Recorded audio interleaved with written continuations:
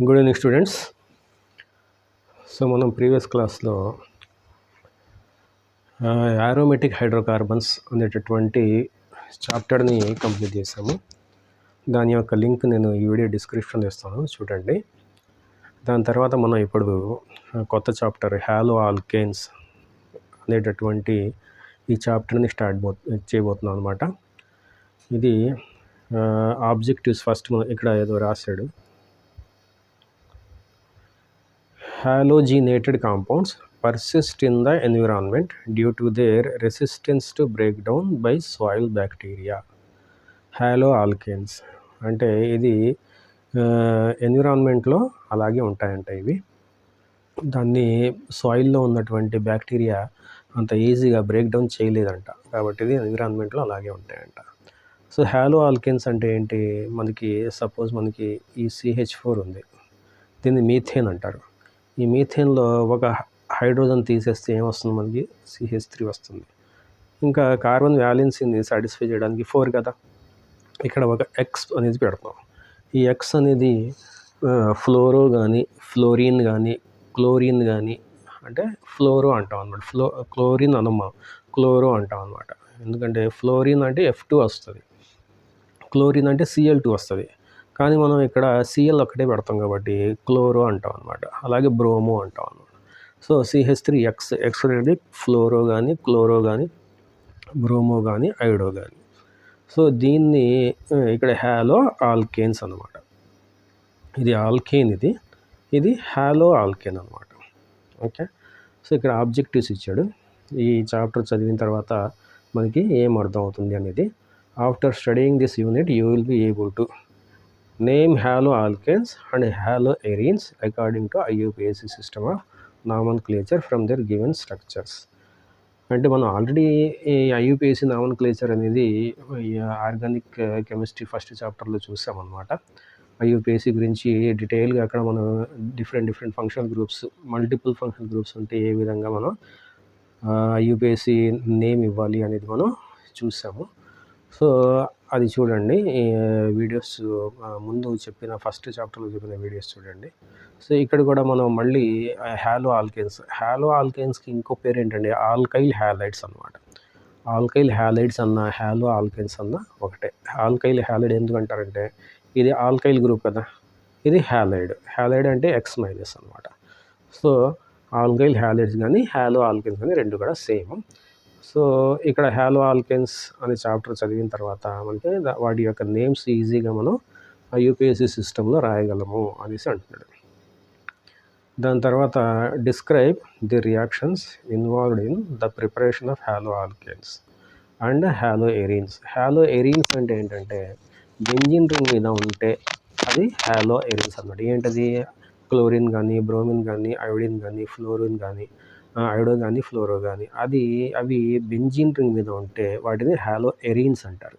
ఎరీన్స్ అంటే aromatic hydrocarbons కాబట్టి వాటికి మంచి స్మెల్ ఉంటుంది కాబట్టి వాటిని ఎరీన్స్ అంటారు. అరోమా అంటే మంచి స్మెల్ కదా, కాబట్టి వాటిని ఎరోమా ఉంటుంది కాబట్టి మంచి గుడ్ స్మెల్ ఉంటుంది కాబట్టి ఆ కాంపౌండ్స్కి ఎరీన్స్ అనేసి పేరు ఉంటుంది అనమాట.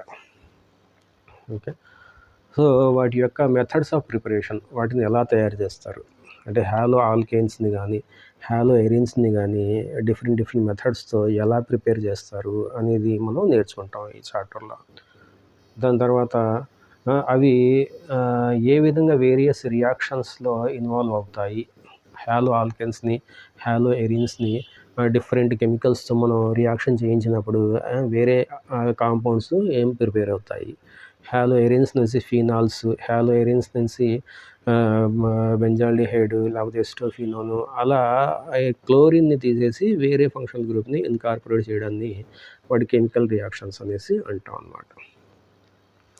Correlate the structures of haloalkanes and haloarenes with various types of reactions.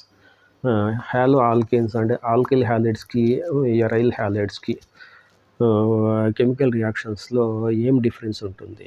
జనరల్గా ఆల్కైల్ హ్యాలైడ్స్ అనేవి రియాక్షన్స్లో ఈజీగా ఇన్వాల్వ్ అవుతాయి, కానీ హ్యాలోఎరీన్స్ అనేవి రియాక్షన్స్లో ఈజీగా ఇన్వాల్వ్ అవ్వవు అన్నమాట. ఎందుకంటే హ్యాలోఎరీన్స్లో క్లోరిన్ని కానీ, బ్రోమిన్ని కానీ అంటే హ్యాలోజన్ని రీప్లేస్ చేయడం అంత ఈజీ కాదు. కానీ ఇక్కడ ఆల్కైల్ హ్యాలైడ్స్ కానీ హ్యాలో ఆల్కేన్స్లో కానీ హ్యాలోజన్స్ని రీప్లేస్ చేయడం ఈజీ అనమాట కంపారిటివ్లీ. అవి ఎందుకు అనేటటువంటిది మనం నేర్చుకుంటాం ఇక్కడ. తర్వాత use stereochemistry as a tool for understanding the reaction mechanism. అవి వేరియస్ రియాక్షన్స్లో ఇన్వాల్వ్ అయినప్పుడు ఇక్కడ మనకి మెకానిజం అనేది ఉంటుంది. ఎలాగా స్టెప్ బై స్టెప్ అది వేరే కెమికల్స్తో రియాక్ట్ అవుతుంది. ఫస్ట్ స్టెప్లో అది ఏం ఫామ్ చేస్తుంది, దాని తర్వాత సెకండ్ స్టెప్లో అది ఎలా రియాక్ట్ అవుతుంది, ఫైనల్గా ప్రోడక్ట్ ఎలా ఫామ్ అవుతుంది, దాన్ని మెకానిజం ఆఫ్ ది రియాక్షన్ అంటారు. ఆ మెకానిజమ్స్ని మనం డిస్కస్ చేస్తాం అన్నమాట. తర్వాత appreciate the applications of organometallic compounds. యాక్చువల్గా ఆల్కైల్ హ్యాలైడ్స్ నుంచి ఎరైల్ హ్యాలైడ్స్ నుంచి మనం ఆర్గానోమెటాలిక్ కాంపౌండ్స్ని ప్రిపేర్ చేస్తాం అన్నమాట. రియాక్షన్స్ మెగ్నీషియం మెటల్తో కానీ లీథియం మెటల్తో కానీ సోడియం మెటల్తో కానీ రియాక్షన్స్ చేయించినప్పుడు అవే కాదు ఇంకా చాలా మెటల్స్ ఉన్నాయన్నమాట. కాపర్తో కానీ ఇంకా క్రోమియంతో కానీ ఇలా డిఫరెంట్ మెథడ్స్తో మెటల్స్తో రియాక్షన్స్ చేసినప్పుడు డిఫరెంట్ ఆర్గానో మెటాలిక్ కాంపౌండ్స్ వస్తాయి. ఆర్గానో అంటే ఆర్గానిక్ కాంపౌండ్, మెటాలిక్ అంటే ఆ మెటల్స్ యాడ్ అవుతున్నాయి కదా, మెగ్నీషియం కానీ క్రోమియం కానీ అలా, కాబట్టి మెటాలిక్ కాంపౌండ్స్ అంటారు. ఆర్గానో మెటాలిక్ కాంపౌండ్స్ అన్నమాట. వాటి యొక్క అప్లికేషన్స్ కూడా చూస్తాం మనం. మన డైలీ లైఫ్లో వాటి యొక్క అప్లికేషన్స్ చాలా ఉంటాయి అన్నమాట, అవి కూడా చూస్తాం. Highlight the environmental effects of polyhalogen compounds. మనకి ఈ పాలీహాలోజన్ కాంపౌండ్స్ పీవీసీ ఉంది, పీవీసీ పాలీవినైల్ క్లోరైడ్ అంటాం. అది ఒక పాలిమర్ అన్నమాట. సో వాటి యొక్క అప్లికేషన్స్ అవి ఏ విధంగా మనకి యూజ్ అవుతున్నాయి, ప్లస్ అవి ప్లాస్టిక్స్ కూడా కొన్ని ఉన్నాయి. అవి ప్లాస్టిక్ కదా, అది ఏ విధంగా మన ఎన్విరాన్మెంట్ని పొల్యూట్ చేస్తుంది అవన్నీ మనం చూస్తాం అన్నమాట. హాలోజన్ అనేది అంత ఈజీగా డికంపోజ్ అవ్వదు సాయిల్లో, కాబట్టి వాటి యొక్క ఎఫెక్ట్స్ కూడా మనం ఈ చాప్టర్లో చూస్తాం అన్నమాట. సో అది కొన్ని ఆబ్జెక్టివ్స్ మన ఈ లెసన్లో. సో ఇక్కడ ఈ పారాగ్రాఫ్ మనం చూద్దాం. The replacement of hydrogen atom in an aliphatic or aromatic hydrocarbon by halogen atoms result in the formation of alkyl halide, haloalkane, or aryl halide or haloarine. చెప్పాను కదా, ఇక్కడ మనకి ఇక్కడ CH4లో నుంచి ఒక హెచ్ తీసేసి ఎక్స్ పెడితే ఆల్కైల్ హ్యాలైడ్ వస్తుంది. అలాగే బెంజిన్లో నుంచి బెంజిన్ కదా, ఇక్కడ 6 హైడ్రోజన్స్ ఉంటాయి. ఈ హైడ్రోజన్ తీసేసి ఆ హైడ్రోజన్ ప్లేస్లో మనం ఏ క్లోరినో పెట్టామనుకో, దాన్ని హ్యాలో ఎరిన్ అంటారు, అంటే క్లోరోబెంజిన్ అంటారు. క్లోరోబెంజిన్ దీని యాక్చువల్ నేమ్, కానీ కామన్గా దీన్ని హ్యాలో, ఈ క్లోరో ఉంది కాబట్టి హ్యాలో, ఇది ఎరిన్ అనమాట, హ్యాలో ఎరిన్ అది respectively. Hello alkynes contain halogen atom attached to the sp3 hybridized carbon atom of an alkyl group, whereas haloarenes contain halogen atoms attached to sp2 hybridized carbon atoms of the aryl group. ఇక్కడ రెండు ఈ structure చూస్తే ఇది hello alkane, ఇది hello ఎరీన్. ఇక్కడ hello ఆల్కేన్లో చూస్తే ఈ carbon sp3 hybrid carbon, కానీ ఇక్కడ బెంజీన్లో అన్ని డబుల్ బాండ్స్ ఉన్నాయి కాబట్టి అది sp2 హైబ్రిడ్ కార్బన్ అన్నమాట. సో ఇక్కడ ఈ హ్యాలోజన్ అనేది sp3 హైబ్రిడ్ కార్బన్కి అటాచ్ అయి ఉంది. ఇక్కడ ఈ క్లోరిన్ అంటే హ్యాలోజన్ అనేది sp2 హైబ్రిడ్ కార్బన్కి అటాచ్ అయి ఉంది. అంటే హ్యాలో ఆల్కేన్స్లో హ్యాలోజన్ అనేది sp3 హైబ్రిడ్ కార్బన్కి అటాచ్ అయి ఉంటుంది. అది హ్యాలో ఎరిన్స్లో హ్యాలోజన్ అనేది sp2 హైబ్రిడ్ కార్బన్కి అటాచ్ అయి ఉంటుందన్నమాట. Many halogen containing organic compounds occur in nature and some of these are clinically useful. అంటే మనకి ఎన్విరాన్మెంట్లో చాలా హ్యాలో ఆల్కేన్స్ కానీ హ్యాలో ఎరిన్స్ కానీ మనకి ఉన్నాయన్నమాట. అవి మనకి డ్రగ్స్ కింద మనకి పనికొస్తాయి, మెడిసిన్స్ కింద మనకి పనికొస్తాయి అన్నమాట. These classes of compounds find wide application in industry as well as in day to day life. ఇవి మనకి డైలీ లైఫ్లో కూడా మనకి ఇండస్ట్రియల్ అప్లికేషన్స్ చాలా ఉన్నాయన్నమాట. వీటి they are used as solvents for relatively non polar compounds and as starting materials for the synthesis of wide range of organic compounds.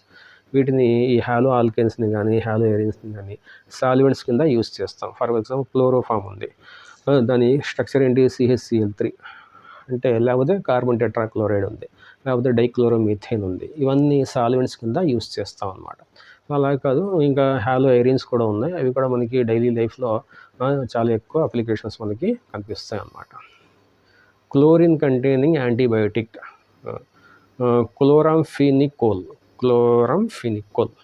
produced by microorganisms is very effective for the treatment of typhoid fever. So టైఫాయిడ్ని నయం చేయడానికి మనకి ఒక డ్రగ్ని use చేస్తారు. దాని యొక్క పేరు ఏంటి? క్లోరాంఫెనికోల్ అంట. సో దాంట్లో క్లోరిన్ ఉంటుంది అనమాట. సో కాబట్టి క్లోరిన్ కంటైనింగ్ డ్రగ్ అనమాట ఇది. అదొక అప్లికేషన్ అనమాట.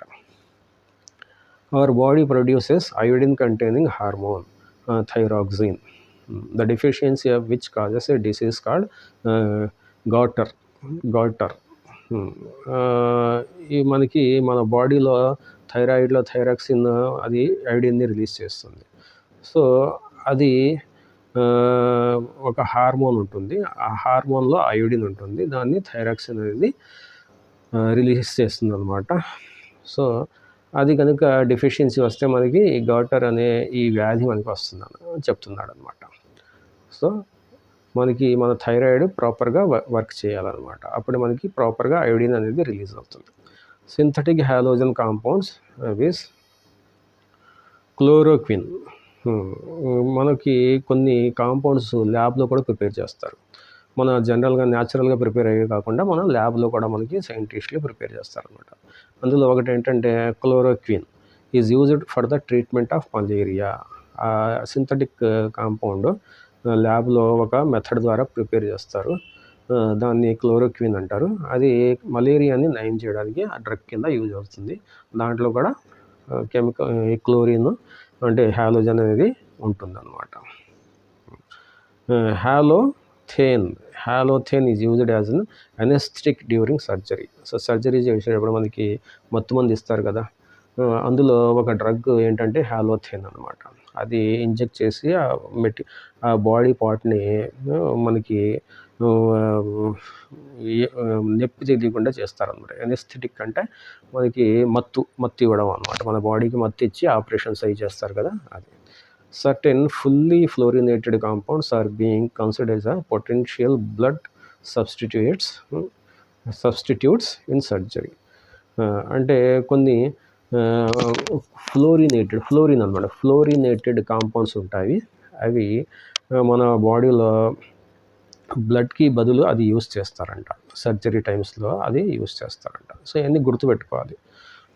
In this unit you will study the important methods of preparation, physical and chemical properties and uses of organohalogen compounds. So ఇక్కడ మనకి ఈ యూనిట్లో మనకి ఈ హాలో ఆల్కేన్స్ గురించి, హాలో హైడ్రేన్స్ గురించి మనం డీటెయిల్గా నేర్చుకోబోతున్నాం అనేసి అంటున్నాడు. సో ఇక్కడ క్లాసిఫికేషన్ ఇచ్చాడు. ఈ క్లాసిఫికేషన్ గురించి మనం నెక్స్ట్ క్లాస్లో చూద్దాము. అప్పటి వరకు టేక్ కేర్, బాయ్.